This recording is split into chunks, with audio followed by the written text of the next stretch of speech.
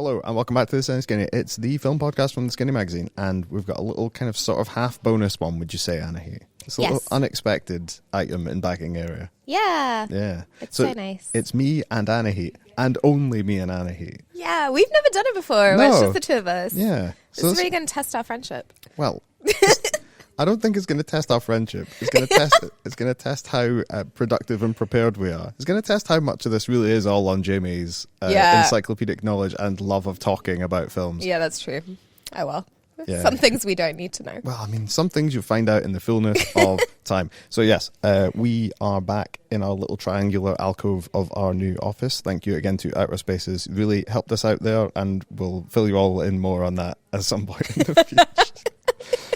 Sorry, I just looked above you and there's a hole in the ceiling. Yeah, and there's a corresponding hole in the floor. You know what? Once we're off mic, I will fill you in on that. Okay.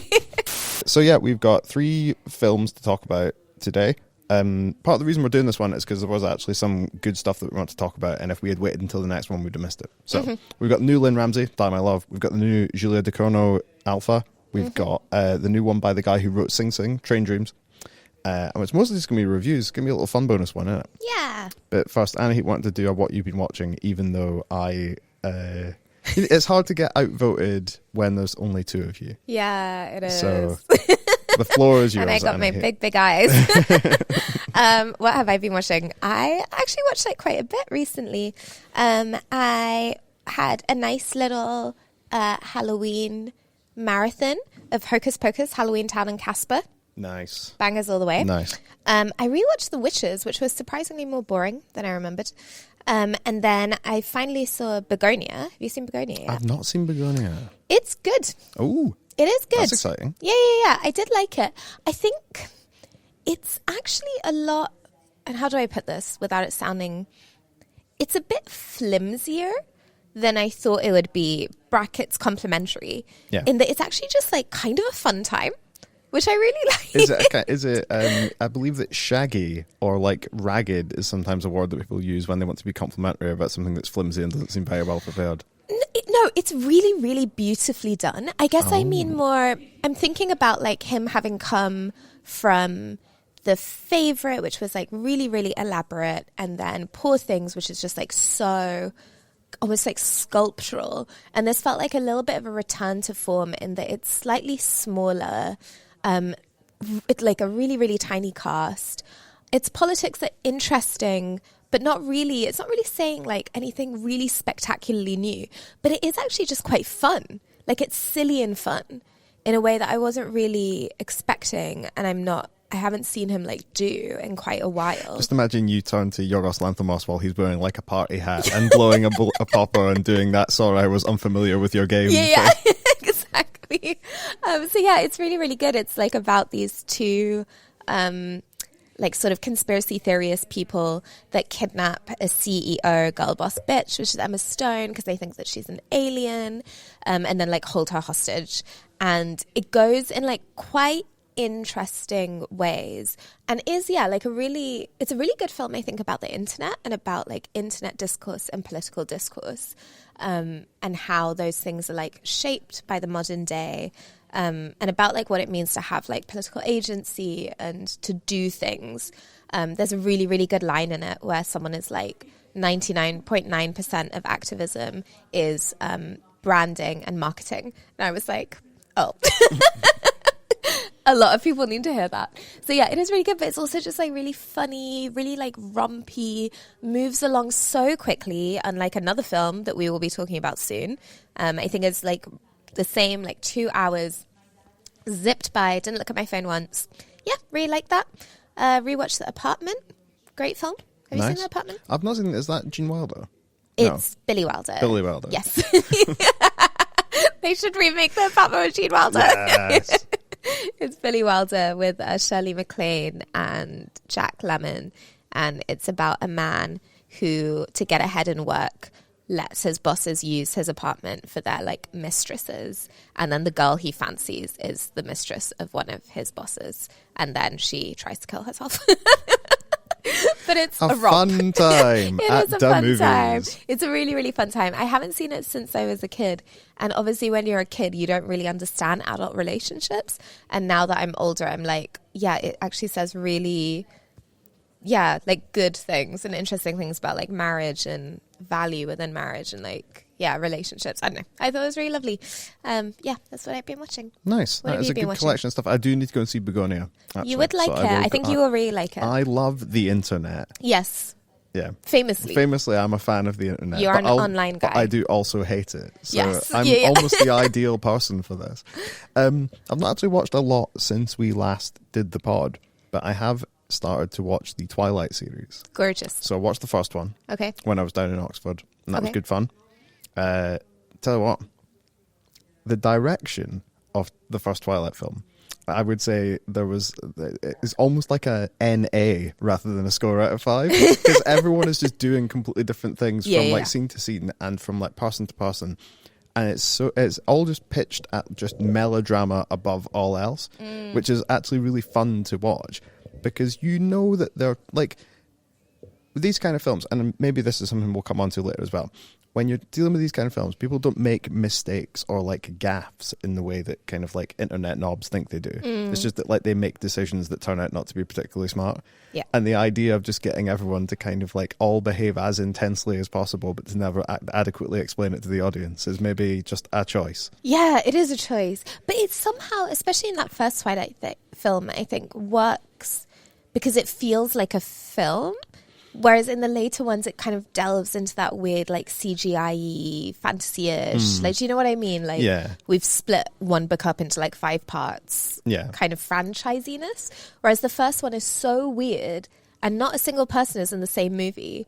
But you're like, I kind of respect it. Yeah, it's like because of that. It's like a particularly weird like stage show. Yes, where like everyone has kind of come to it at the last minute and nobody has really communicated on what their plans are. Yeah. And then New Moon is just the same film again, but with a werewolf instead of a vampire. Yes, the thing that annoyed me the most about New Moon, a film which is also not great but it is enjoyable to watch, is they sort of tease right at the start this idea that they're going to go to Italy and they're going to meet Michael Sheen and the Italian vampires, but then I'm going to be honest, fanny around in Forks for so long, and then they do that trip to Italy on fast forward. Like she says, I've got to go, and then they do a cross cut from the car outside her house to they're in Italy, and Alice is dressed like Grace Kelly for some reason and driving a Porsche at like 100 miles an hour down this Italian country road. She drives her through the town, and she goes, right, just get out here and just run through there. Edward's coming out of there in 2 minutes. We get less than 2 minutes of real time later. He comes out. She just goes and finds him. Then they go and meet the Volturi, and they're like, "Oh yeah, no, we're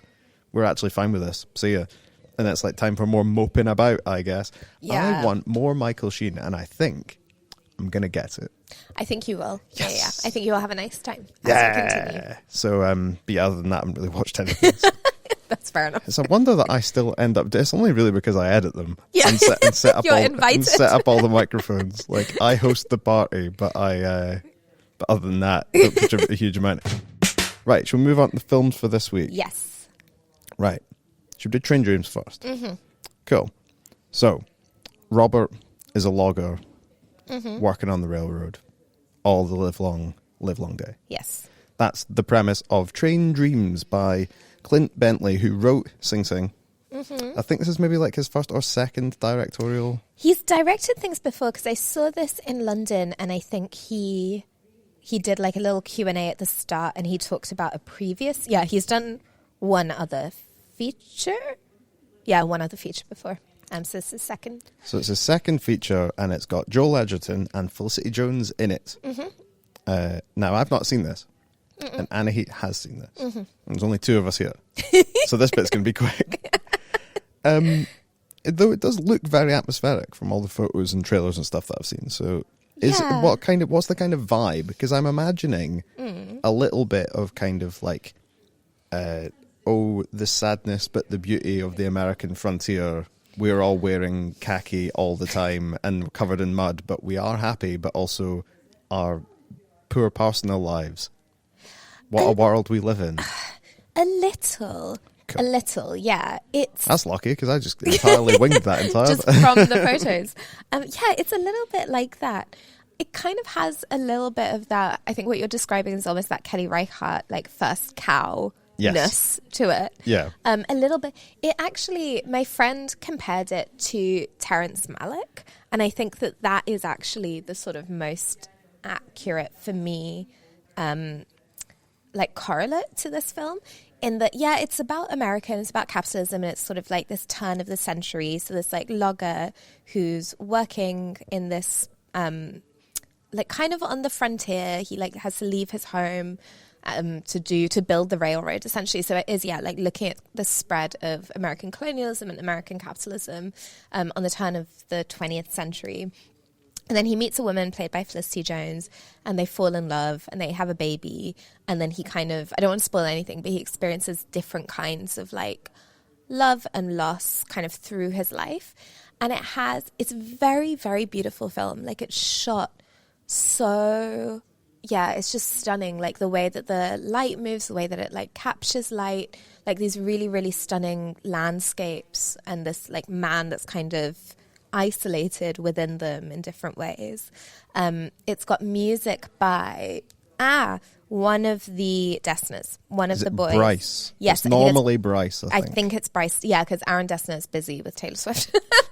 I think it is Bryce Dessner, who's like busy with Taylor Swift. Parentheses non-libelous. Yeah, exactly. Bryce Dessner is one of the band members from The National, which are my favorite band. And so, yeah, like if you kind of just like imagine like this mood board of like Terrence Malick aesthetic and The National, it kind of gives a good sense of what this film is, in that it's like a very melancholy exploration of like what it means to be a human in a way, and to like relate, but like in a really like sweet and gentle way. Like what does it mean to live a life and to really only be able to understand your life once it's over and once it's gone? And I think those are the bits of the film where it kind of shines the most, is these like quite philosophical kind of moments of stillness where you have this person that something like really enormous has happened to them, and they're kind of surrounded by the trees, or they're surrounded by desolation, or they're surrounded by other people. And you can see that this moment makes sense to us as a viewer, but it doesn't make sense to him. And it will only make sense to him when it's too late. Like he will only really be able to understand his life and be able to appreciate what it meant to him when it's done. Which I think is also, yeah, like a very kind of Terrence Malick-y thing. And yeah, I just thought it was really, really beautiful. It's not like a perfect film. Felicity Jones is really good in it, but she is so thin. Like her character is like so thinly written. She's mostly there. She is the manic pixie frontier woman. Unfortunately, she's mostly there to kind of be the symbol of this thing that he like loves, and this kind of like purity in his life and this joy in his life. And his relationships to that. And so it's a lot of her like looking beautiful in a dress in flashbacks, kind of like smiling at him, which is a bit boring.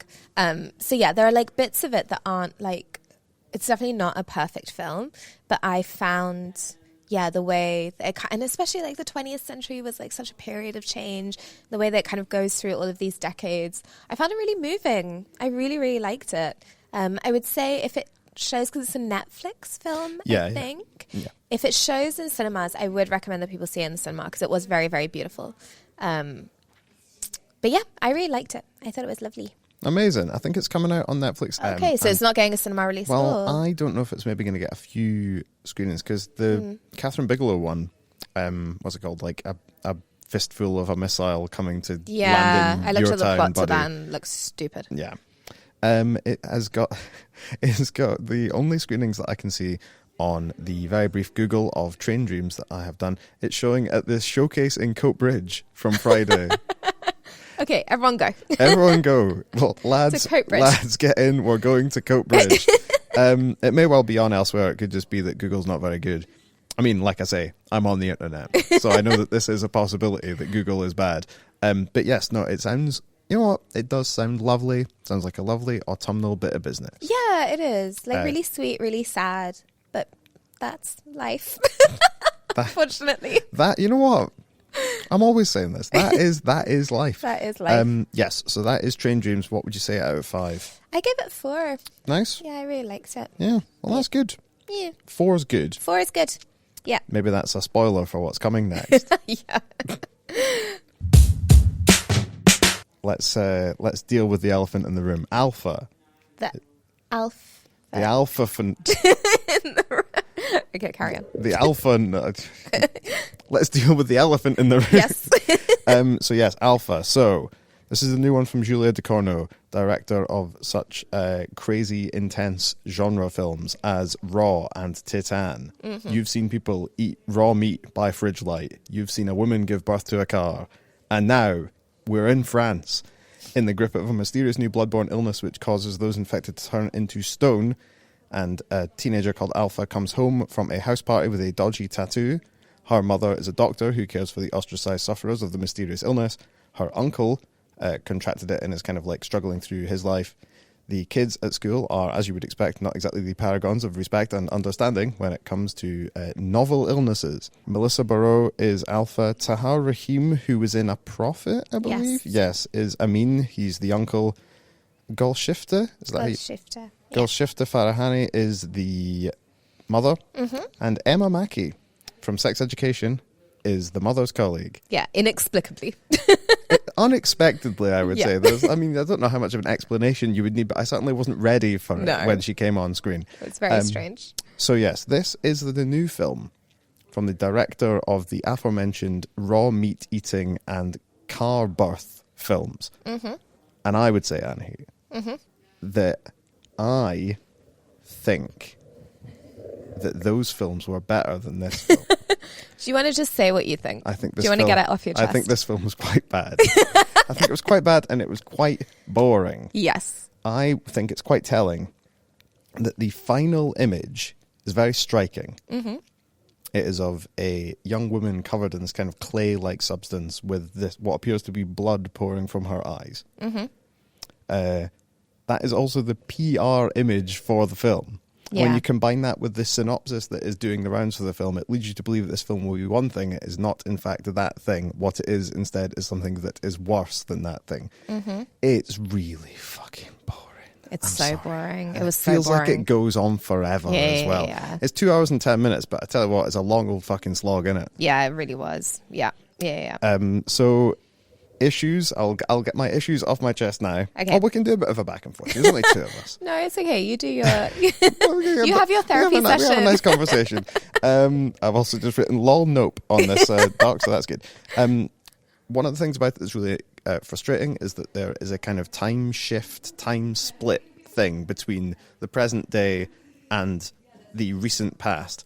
And I don't think it's very effective. Mm-hmm. I think it's clearly like intended to show...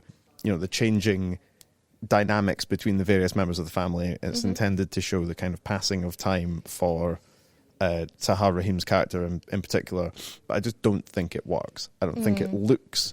There's not enough visually of a cue to tell you when you're jumping from one timeline to the other. I just don't think it actually needs it at all, especially in a non-linear way. It doesn't need to jump between these timelines in a non-linear, non-signposted way. Because all it does is make you think like, well, what the flipping heck's going on now? Kellen la fuck is happening, Julia. I think the VFX are cool. I think it is like, it's like there's a lot in it. I was going to say there's a lot in it visually, but I don't think that's true either. I think the visual effects are quite good and quite effective. The whole kind of like people turning to marble thing is actually like played off pretty well. But then we're just kind of going round and round and stuff. Like plot-wise, I just don't think there's a whole lot there. And the performances are, again, like pretty decent. But then, to what end? Yeah. It's one of those films where like you watch it and you just are not drawn in by it at all. No. And I am stunned that I'm talking about a Julia Ducournau film and saying, I'm not drawn in by this. I'm bored. Yeah, like Titan was so propulsive. Titan is the only of her films I've seen because I'm too scared to see Raw. Raw fucking rocks. Yeah, Raw's really good. I'm sure it's really, like, I do believe it's really good, but I think, that's maybe a bit too much body horror for me. So Titan is the only kind of, like, touchstone that I have. And it's so propulsive. You're right. It, like, draws you in. It's, like, this really, really magnetic film that, like, moves so fast and so frenetically and so weirdly. And so many people have described it as bleak. And it is bleak in a sort of like political narrative sense, but also just in a kind of like it's murky almost. It's dour Yeah. is what it is.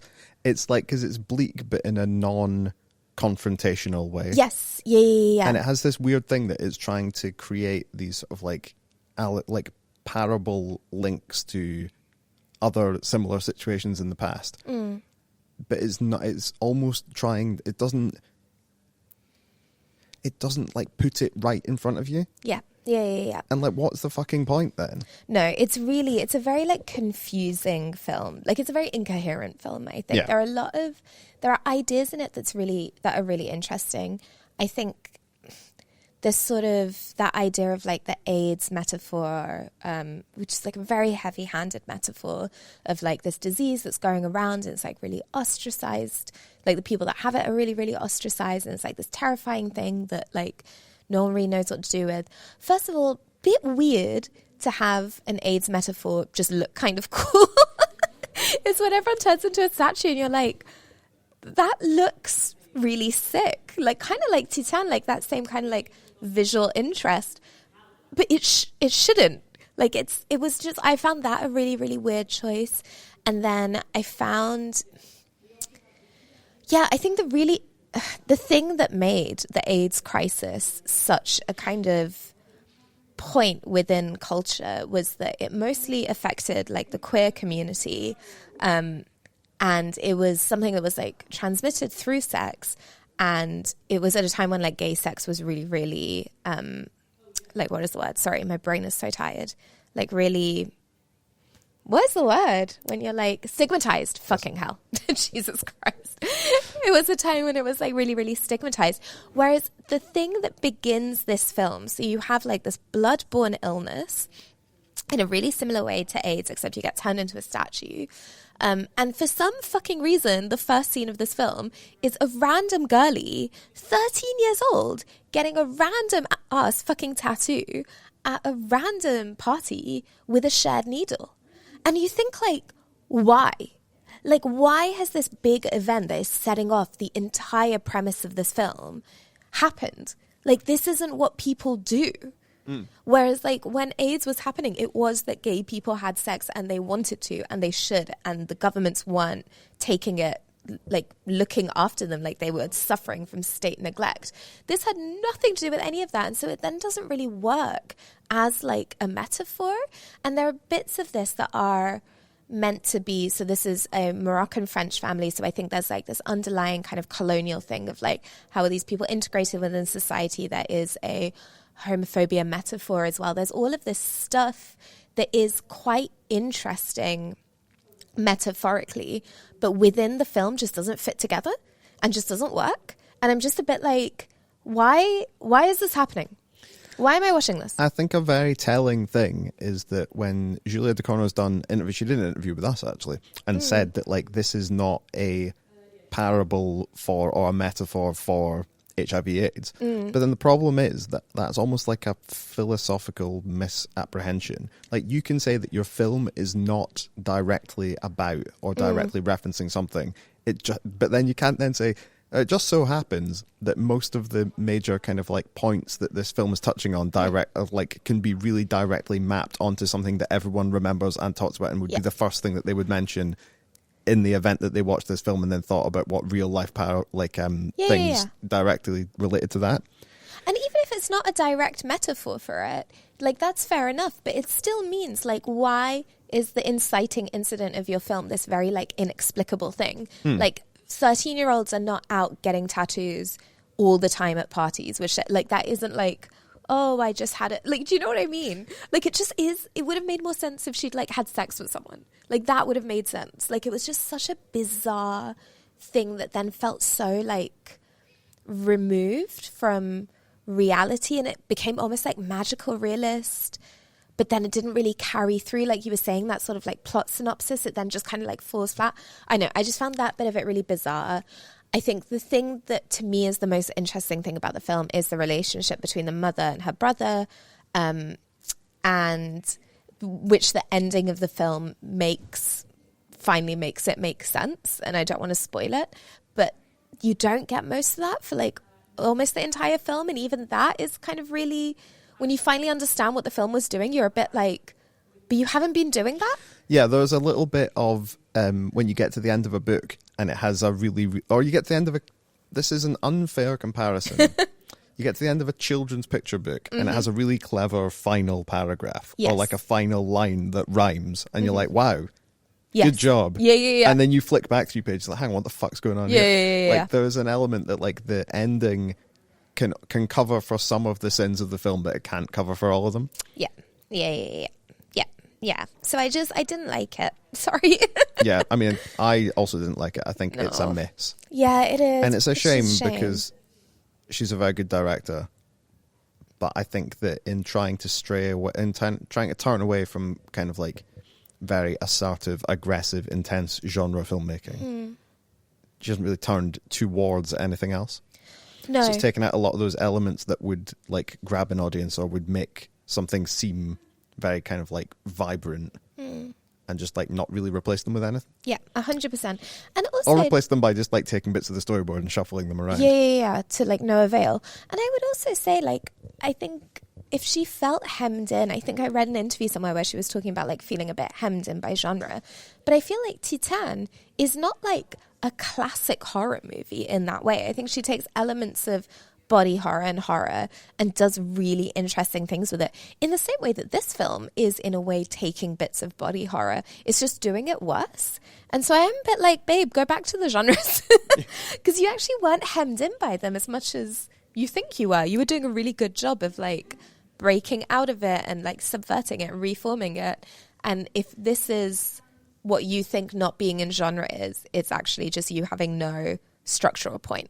Yeah, it's like not being a genre filmmaker means being a boring filmmaker. Yeah. The two most interesting bits of the film are the two most body horror genre bits of the film. Yeah, I agree. Take from that what you will. Yes. Yeah. Namely, that this film's not particularly good. No. But if you do want to see it, it's out on the 14th of November. God bless and good luck. So yeah, you'll have a lovely time. Yeah. Go to a cinema with a nice bar. Yeah. Get a drink. Yeah. Have a pint. You'll be fine. What stars would you give it? I would give it 2. I would give it 2.5, purely based on the ending. Otherwise, it would be a lot lower. Yeah. 2.5 maybe. We're not fans, but No. there you go. If only Jamie were here, he would having heard us start to be negative towards it, he would have come back with something positive. Yeah. Even though he probably would have hated it himself. Yeah, he'd be like, "Oh, I feel like I have to defend this film. Yeah, Why? Yeah. Why? Why do you have to do that? Why?" And But alas, he's on even, holiday. Yeah, we'll simply never know. Okay, and finally, the headliner for this week. And tell you what, it's not a spoiler to say, this one's good. This one's so good. This one's very good. So I this love is this one. Die My Love, which is the new Lynne Ramsay, so director of Ratcatcher. We need to talk about Kevin.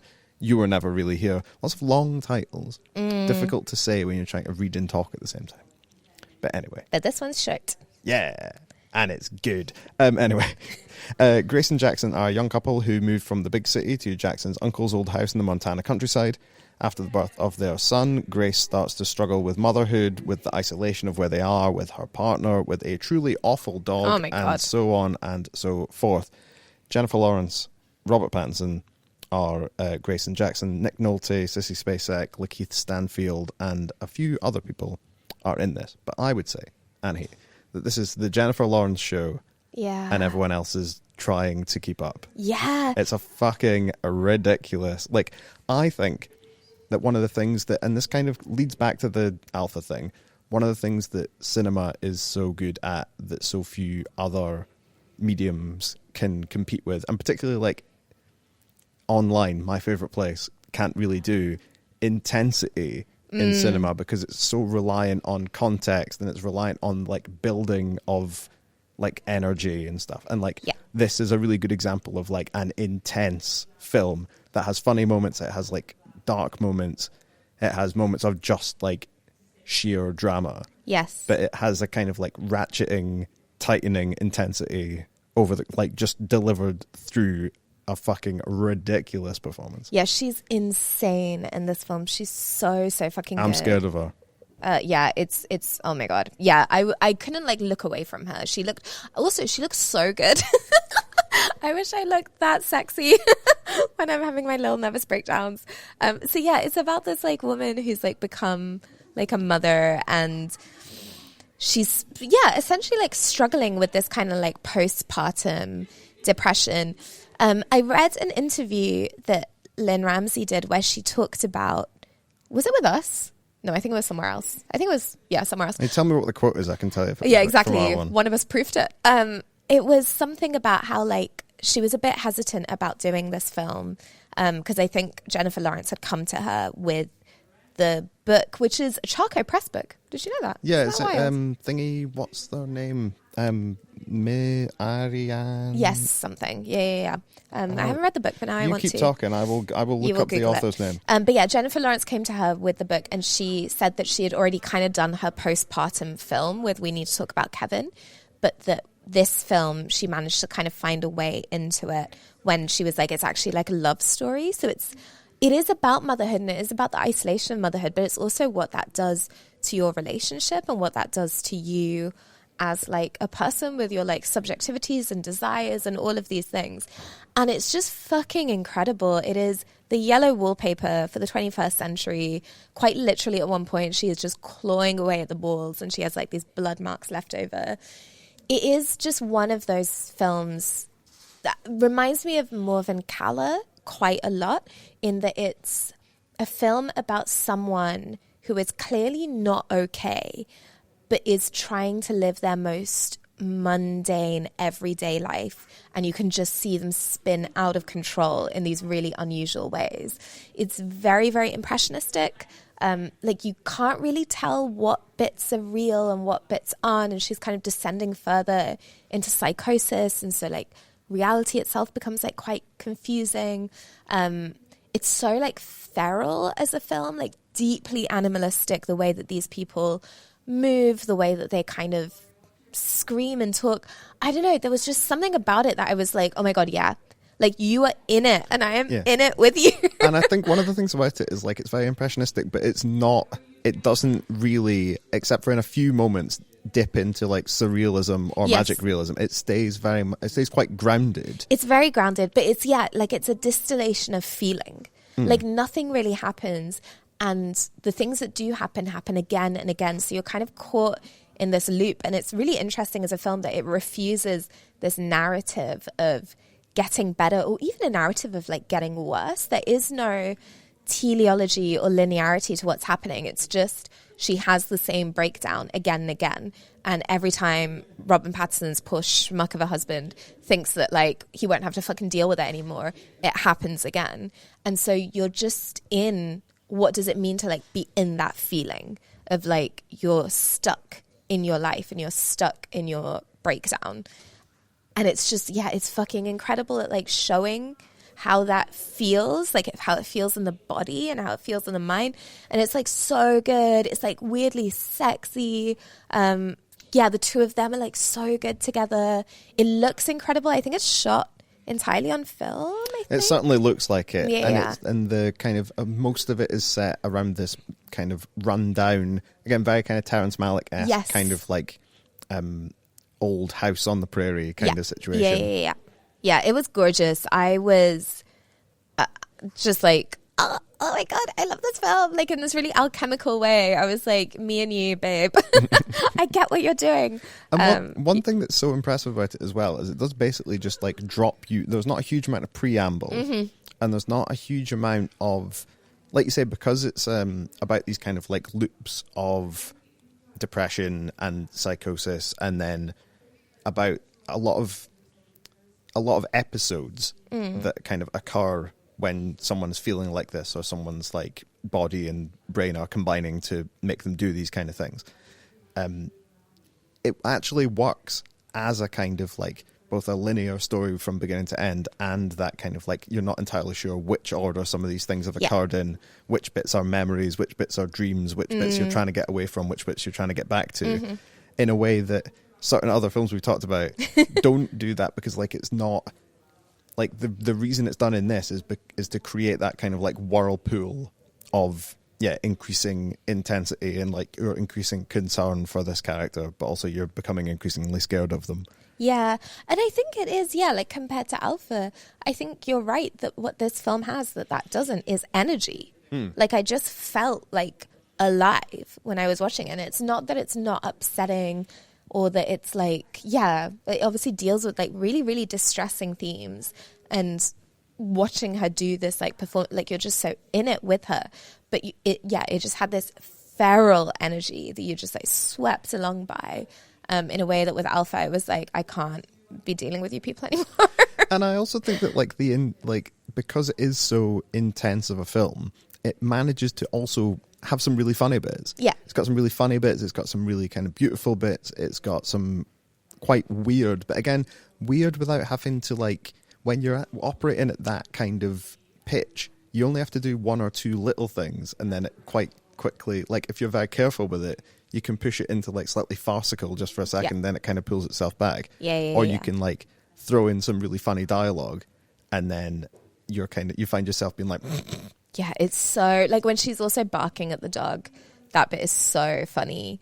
Yeah, I'm like, yeah, babe, you tell that dog. And like the sound, like it looks great, it sounds great. So Robert Pattinson's character gets this dog, doesn't tell her.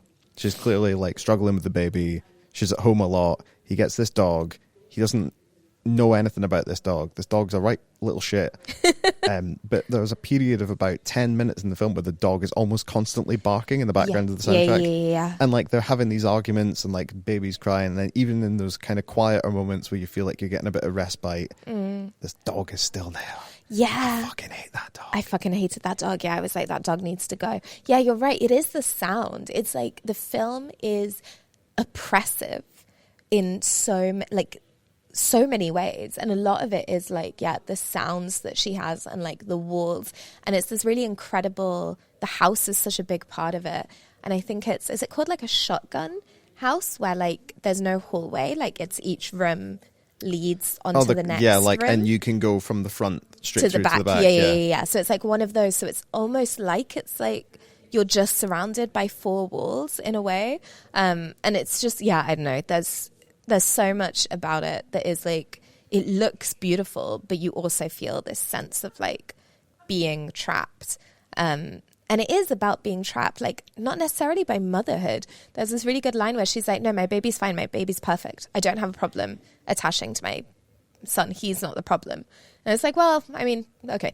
But it's like, actually it's everything else in your life that is not giving you the support that you need to be able to manage this incredibly difficult thing. Yeah, and I think it's like it's really important to how the story goes, but also to how you relate to the character, that she isn't shown having the classic thing about, oh, my baby nearly fell in a pool, or my baby was nearly eaten by a horse, or something like that. It's like she just is like, her brain and body have decided that they don't like this. And that she's going to try various things to see if she can feel better about it. Yes, or get out of it. Yeah, it's incredible. I was so swept along by it. Yeah, it's great. I'll tell you what, it's a fun one to watch in the office. Did you watch it in the office? Well, I finished up like 40 minutes earlier yesterday, so I could watch it in there, because I was going around to my pal's house, so I had to watch it in the office. That's so funny. It's an intense bit of business, but there you go. Ariana Harvitz. Yes, that's her. Yeah. Have you read anything else by her? No, I haven't. No, me either. I really want to read it now. And her book was published by independent Edinburgh publisher Charco Press. Yeah, like good for them. Is this their first like film? Maybe. I wonder how much bank they'll make off it, because they only translated it. Yeah, it is only the translation. But you know what? I'm sure they'll sell a few copies. Yeah. Based off I want this to buy it good now. film. Yeah. 100%. That's the thing. You'll sell books if it's a good film. Yeah. Unlike a bad film. Yeah. Well, less said about that now. But out of 5, what do you think? I give it 4.5. Yeah. I could be pushed to 5, honestly. Yeah, I'm not sure about 4 or 5, so I feel like 4.5 is probably about right. Yeah. I feel like it is one of the best films I've seen this year. Yeah, me too. Definitely. Yeah, it's definitely one of my favorites. It's really, really good, and it is out this Friday in the cinema. Yeah, I saw it in the cinema at a preview at the Cameo yesterday. and I think it is so worth seeing on a big screen. So I would encourage people to do that. I may well do that. Yeah, do it. But then I might also go and see Speed Racer at the Cabin. Yeah, little double bill. Double bill. Oh man, what a life. Anyway, the world of the Kino. It's got a bit of everything, hasn't it? So yeah, so that was Die My Love. It's very, very good. You should go and see it. And with that, I think we're probably done. Yes. Good job. Thank you, Anahit. Thank you, Peter. What a setup. Look at us. We've got a sofa each. Yeah. We had 43 minutes of erudite conversation about the films. Could you hear this lot? You can't really hear them through the... I don't think gorgeous. you can hear them through the mics. I think when you're below the line of the sofa, Okay. that protects a lot of the sound. Okay. I did have to turn Deftones down on 6 Music earlier before we came on. So if you can hear us faint mumbling, let me just tell you it was louder before. You're welcome. Yeah, we'll be back in 2 weeks. This has been the Cineskinny. When we come back, we'll have more people with us. Yes, we will. Okay, Bye-bye. goodbye. Bye.